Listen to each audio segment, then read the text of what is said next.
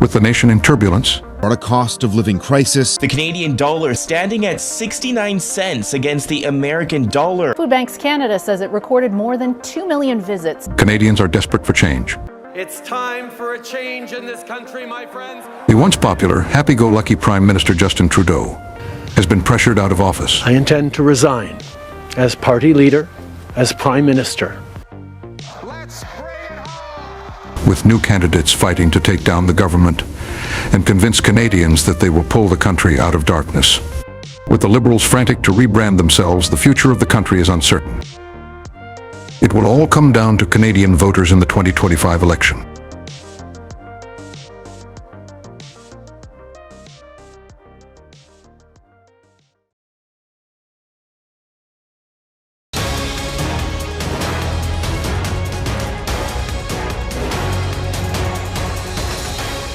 Global News is now projecting a Liberal government. That's a Liberal government. To get Canada through this pandemic and to the brighter days ahead.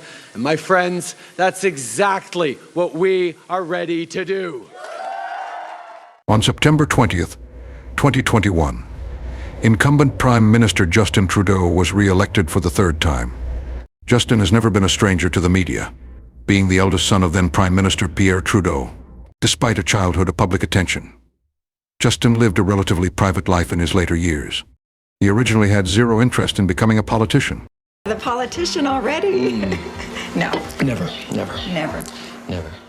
After graduating from the University of British Columbia, he began working as a high school teacher at West Point Grey Academy.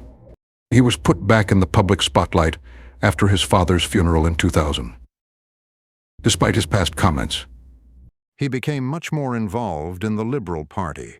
For example, when he co-hosted a tribute to outgoing Prime Minister Jean Chrétien at the party's 2003 leadership convention. Eventually, he made his big move. He ran for and won the riding of Papineau in 2008. I will represent you with strength and honor. Years later, in 2013, he made his way to the leadership of the party. He led the party into the 2015 election, winning the Liberals a majority government. He's now projecting a Liberal majority government. Justin Trudeau is the new Prime Minister. He won re-election in 2019, but lost his majority. He called an early election in 21, hoping to regain his majority. He won the election, defeating then Conservative Party leader Erin O'Toole. However, he did not achieve the majority government he wanted, and his government remained a minority. And on top of that, despite forming government, his party didn't win the popular vote. But the road ahead wasn't getting any less rocky for Trudeau and his government. On October 6, 2021, he unveiled the details of his vaccine mandate plan, which he announced earlier in August. Proof of vaccination will be required by no later than the end of this month for all federal employees. Another block to his tough COVID measures. His vaccine mandates sparked protests around the country, but this was nothing compared to what was coming. On January 15, 2022, the government mandated that truckers crossing the US-Canada border must be vaccinated or face extensive quarantine. In protest, a group of truckers vowed to drive from British Columbia to Parliament Hill. It gained national traction. The protest got bigger and bigger, and what resulted is what is now known as the Freedom Convoy.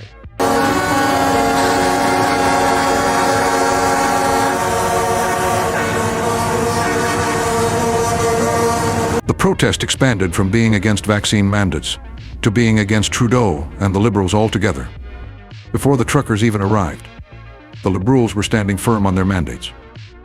The way through this pandemic is by getting everyone vaccinated.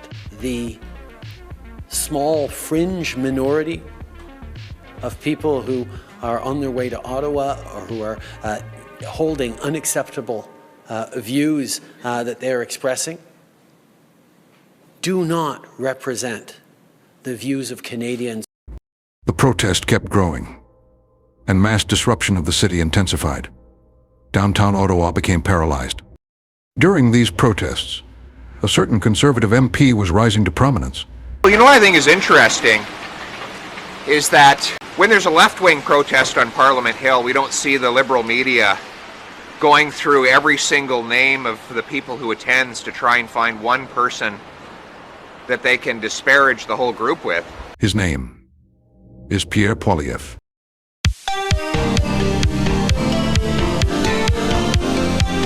Pierre Poilievre won his seat in Nepean-Carleton in 2004 at the age of 25, being the youngest MP at the time. Through the years, he served many positions in Stephen Harper's government, like Secretary to the Prime Minister and Minister of Infrastructure. But he was bumped back to opposition after Trudeau's 2015 win. Pierre was known for his confrontational style and grilling criticism. In what year will the budget be balanced? As we've shown each year, we've shown the ongoing trajectory to fiscally responsible by reducing our debt toward GDP over time. In what year will the budget be balanced? As I said, we can support fiscally responsible into a balanced approach to managing our economy, and that's exactly what we're saying. Happy it's working with high level growth and showing that we can invest in our long-term future and do it fiscally responsibly. And in what year will the budget be balanced? As I said, the government is one that has demonstrated work. The economy is growing much faster than it was before it was after the previous government left us with a In what year will very the low rate of budget growth. be? In what year will the budget be balanced? How much money total have your brother, mother, and spouse received from this organization? How much? That information has been publicly shared, but I will highlight. Well, then tell me what it is. My mother How much? has Just the dollar figure.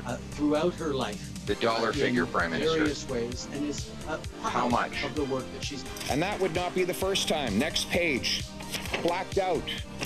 This page, blacked out. This page, blacked out. This page, blacked out. Why don't we ask what's in those pages at a parliamentary committee? This style of attack made him very popular among Conservatives. During the Freedom Convoy, he was very vocal about his support for the truckers. If you walk into a grocery store and you see products on the shelves, thank a trucker. If you walk into a grocery store and you see empty shelves, thank Justin Trudeau. Conveniently, it was at this time when Aaron O'Toole was voted out of his leadership position by his caucus members. This afternoon, I stepped down as Leader of Her Majesty's Loyal Opposition and Leader of the Conservative Party of Canada following a Reform Act vote in our caucus. This meant they had to elect a new leader, and the party's favorite candidate was already becoming clear. The political landscape would become even hotter after the Liberals invoked the Emergencies Act to clear the protest. The federal government has invoked the Emergencies Act to supplement provincial and territorial capacity to address the blockades and occupations. The Conservatives were strongly against this measure, arguing it was an abuse of power and undemocratic. In mere moments, members of Parliament will vote on whether to apply the never-before-used Emergencies Act, giving government unprecedented powers to crack down on your freedom of expression. On February 18th, with their increased power from the Emergencies Act, the police moved in to end the protest once and for all. After 2 long days of pushing back and hundreds of arrests, the convoy officially ended on January 20th, 2022. The convoy was over, but the political aftermath persisted. The controversial usage of the Emergencies Act was subject to a public inquiry and heated debate. It also gave the Conservatives a leverage on portraying the Liberals as threats to free speech, a leverage Poilievre used lots in his bid to be the Conservative leader.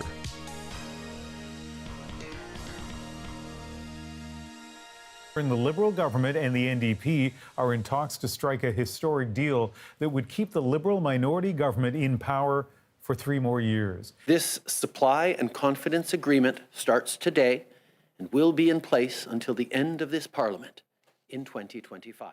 The Liberal minority government got its big break after the NDP signed a supply confidence agreement.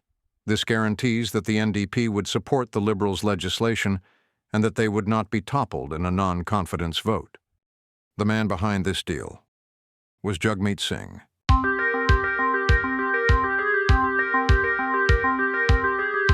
Jagmeet was born in Scarborough, Ontario, to immigrants who came from India. Jagmeet faced bullying and racism through his early years. And according to him, this gave him a passion for justice. He graduated from Osgoode Hall Law School in 2005 and later started a law firm with his brother. His work as a lawyer pushed him into politics. In 2011, he was elected into Ontario's provincial legislature. He continued serving until 2017, when he put his name in the race to become the leader of the federal NDP.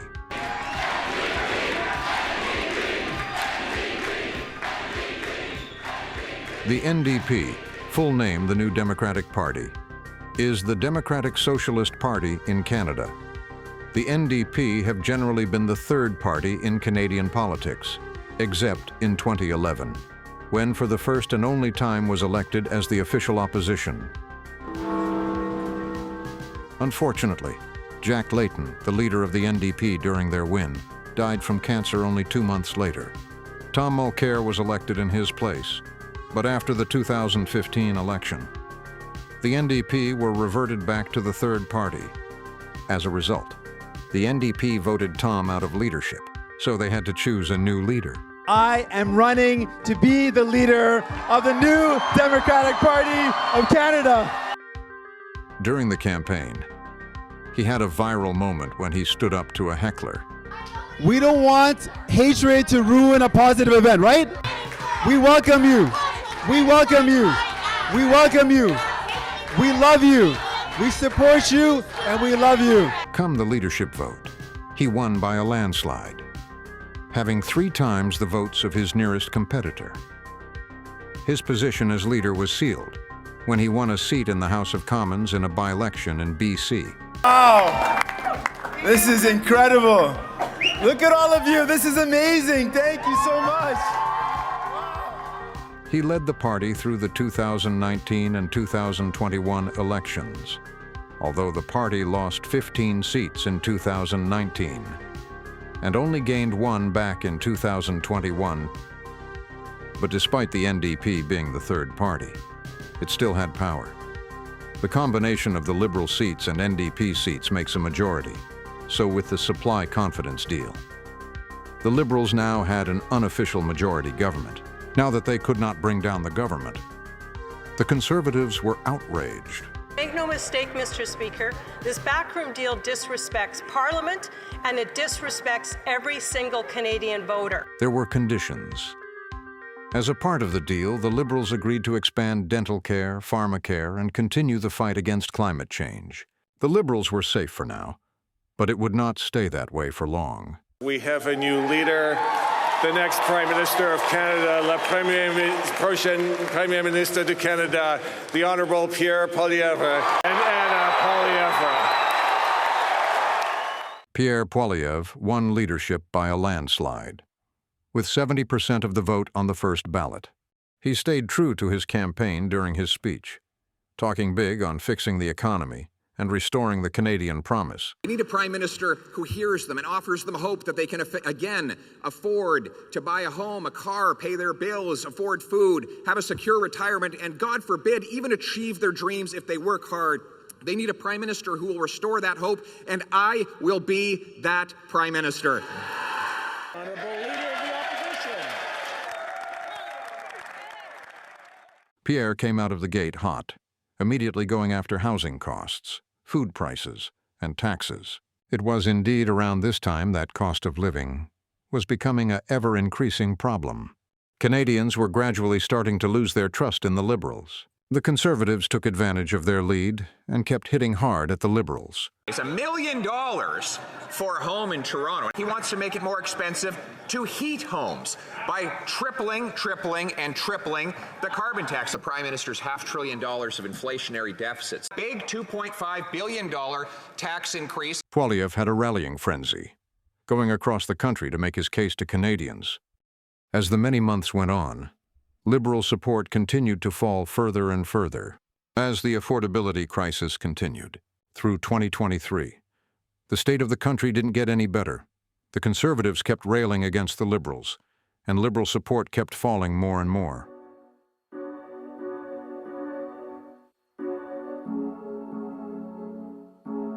Today, I notified the Prime Minister that I've ripped up the supply and confidence agreement. More turmoil for the Liberals, as Jagmeet Singh ripped up the supply confidence agreement, meaning the Liberals were unprotected. The opportunity for a non-confidence motion was back on the table, and the Conservatives were eager to jump on it. The Conservatives tabled 3 non-confidence motions over the course of the fall of 2024. At first, the NDP and Bloc Québécois both voted against the motion. That we're not going to vote in favor of any of their games, because that's what they're doing. They're playing games. I go against the Conservatives on a vote that is only about Pierre Poilievre. But the Bloc set a condition. If the government didn't increase old age security pensions and pass legislation protecting the supply management system to protect Quebec dairy farmers, they would pull their support. The Liberals failed to meet their demands, and the Bloc vowed to vote against them. But the NDP stood by its position and supported the Liberals in the next motion. The Liberals were again safe for now, but Liberal support kept falling.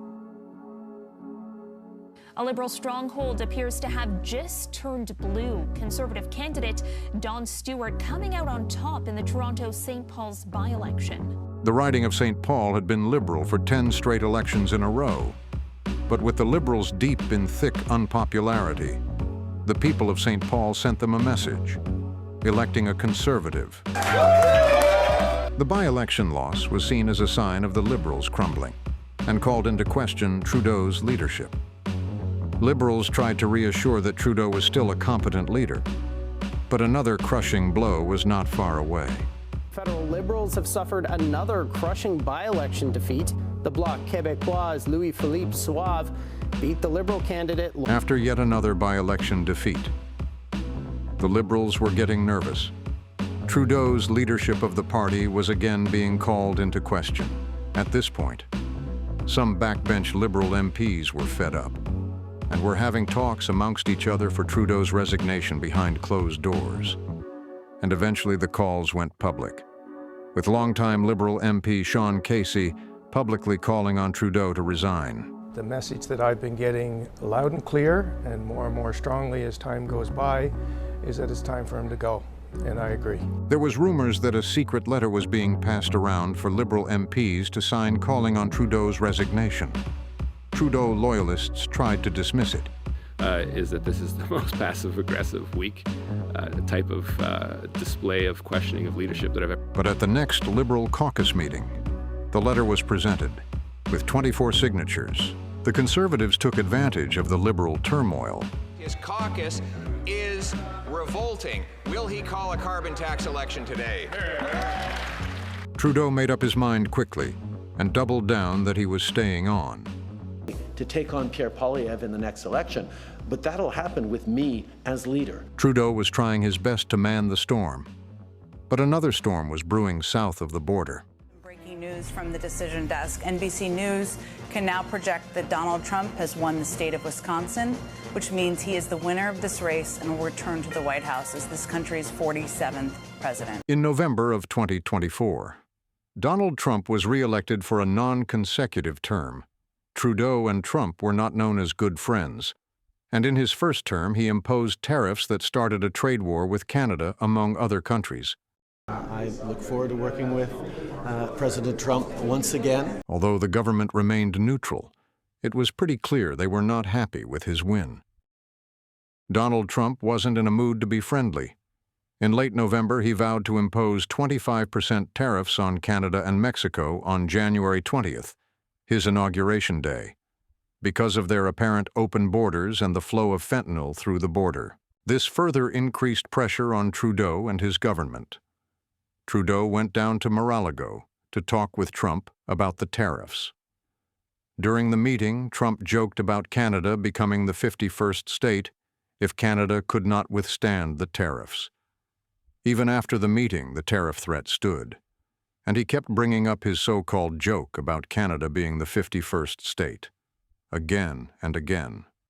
With all the pressure on Trudeau, he would suffer yet another blow, and it would be his last.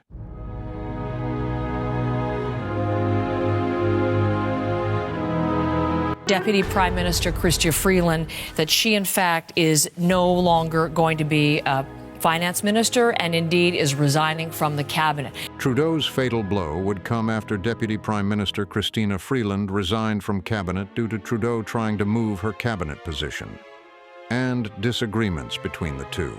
This was the final straw for many inside and outside the government. Now is the time for a carbon tax election to turn the decision away from me or Mr. Trudeau or Mr. Singh or Mr. Carney and put it in the hands of the people. Mr. Trudeau's government is over. Today I'm calling on Justin Trudeau to resign. He has to go. He needs to go. Sorry, I'd like to hear you say. I think he needs to go, yeah. It was seen as proof that Trudeau's government was falling apart and that his time was up. Shortly after the resignation, multiple regional caucuses started sending letters to Trudeau, all of them saying that the majority of the MPs in the region wanted him gone. Trudeau said he would reflect over the holidays and went silent. Everyone was waiting to see what the Prime Minister would do.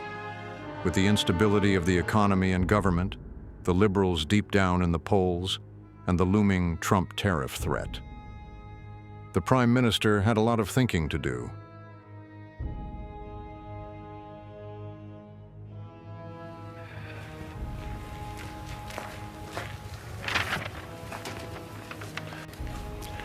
Every morning I've woken up as Prime Minister. I've been inspired by the resilience, the generosity, and the determination of Canadians. Despite best efforts to work through it, Parliament has been paralyzed for months after what has been the longest session of a minority parliament in Canadian history. That's why this morning I advised the Governor-General that we need a new session of Parliament. She has granted this request, and the House will now be prorogued until March 24th.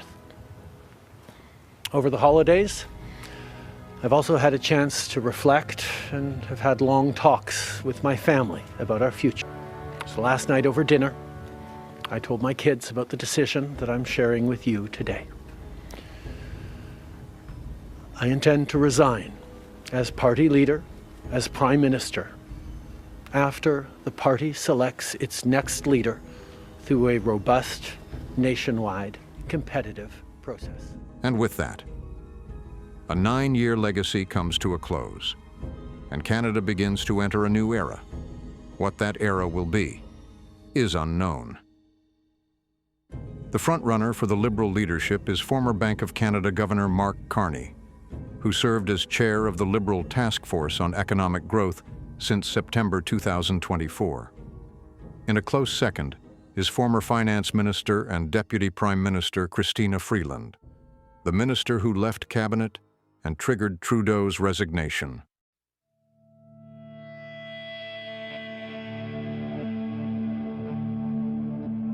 At a pivotal moment in history, Canada faces a dynamic choice of who will lead them into an uncertain future.